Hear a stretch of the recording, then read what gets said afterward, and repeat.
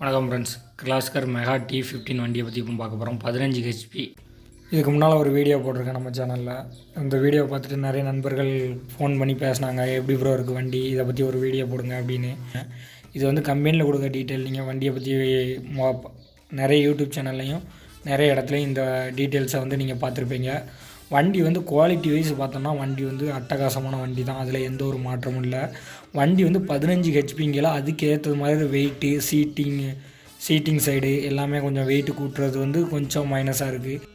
கிர்லாஸ்கர் பற்றி சொல்லவே வேண்டாம், ஏன்னா இன்ஜினோட பவர் வந்து எல்லாருக்குமே தெரியும். நல்ல பர்ஃபார்மன்ஸோடு மட்டும் இல்லாமல் ஃபியூல், அதாவது டீசலும் கம்மியாக தான் போகுங்கிறது குறிப்பிடத்தக்கது.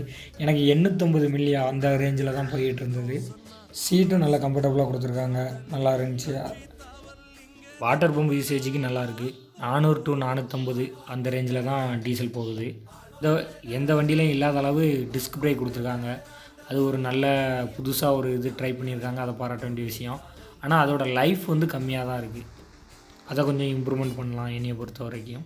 மற்ற வண்டி வந்து முன்னால் ஃப்ரெண்டில் ஸ்டாண்டு போடலன்னா வண்டி வந்து முன்னால் கவுரும் தொலிக்குள்ளே சகுதிக்குள்ளே. ஆனால் இந்த வண்டி வந்து கவுராது. சீட்டு வந்து அதை மேனேஜ் பண்ணிக்கிறது, அந்த வெயிட் எவ்வளோ நம்ம இப்போ எப்படி விட்டு போகிறோமோ மார்னிங் வந்து பார்த்தோன்னா அதே மாதிரி ஸ்டேஜில் நிற்கும் வண்டி. வண்டியோட மைனஸ் என்னென்னு பார்ப்போம். முதல்ல எடுத்துக்கிட்டோன்னா வண்டியை வந்து பாலிஷாக காட்டுறோங்கிற பேரில் கவர் அதிகமாக கொடுத்துருக்காங்க. இதில் வந்து வெயிட் ஒரு பக்கம் ஏறினாலும் போல்டோட எண்ணிக்கை வந்து மற்ற வண்டியை விட இதில் வந்து அதிகமாகவே இருக்குது.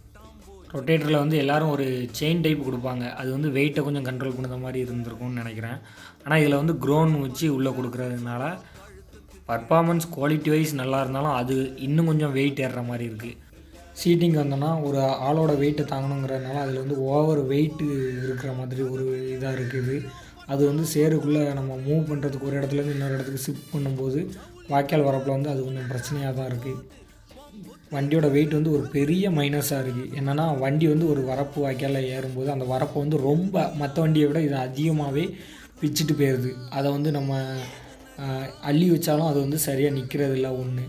ரெண்டாவது வந்து என்னென்னா ஒரு வாய்க்கால் வரப்பில் ஏறும்போது அதிகமாக பதித கம்ப்ளைண்ட் ஒன்று இருக்குது.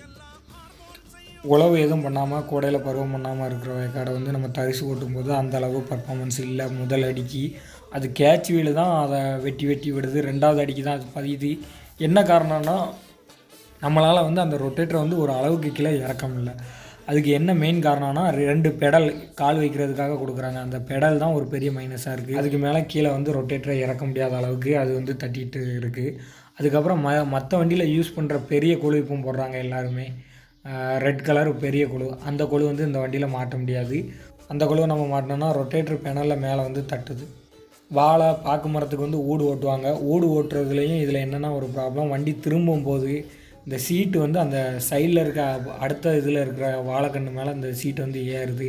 அதில் ஏறாமல் திருப்பம். இந்த வண்டியை கனெக்ட் பண்ணி அவங்க போட்டிருக்க வாழைக்கும் இந்த வண்டி உள்ளே போகையில் கொஞ்சம் அடி வாங்குற மாதிரி தான் இருக்குது. சீட்டோட ஃபுல் வெயிட்டை எல்லாத்தையுமே பிடிக்கிறது இந்த 3 போல்ட்டு தான். இந்த பக்கம் 3, அந்த பக்கம் 3. இது வந்து எளிமையாக கட் ஆகுது. ஒரு 3 மந்த் அந்த மாதிரி நல்லா நம்ம யூஸ் பண்ணாலே கட் ஆகிறதுக்கு வாய்ப்பு அதிகமாக இருக்குது 6 போல்ட்டும். எங்கள் ஏரியாவில் பேர் பார்ட்ஸ் வெளியில் கிடைக்கிறதில்ல, கம்பெனிலேயே ஆர்டர் போட்டு தான் தருவாங்க. ஆனால் கிடைக்கிறதில்ல பெரும்பாலும். உங்கள் ஏரியாவில் எப்படி கிடைக்குங்கிறத கமெண்டில் சொல்லுங்கள். இல்லை நீங்கள் வண்டி வச்சுருந்தா எனக்கு தெரியாத விஷயங்களை நீங்கள் ஷேர் பண்ணுங்கள் கமெண்ட் பாக்ஸில். Thank you friends.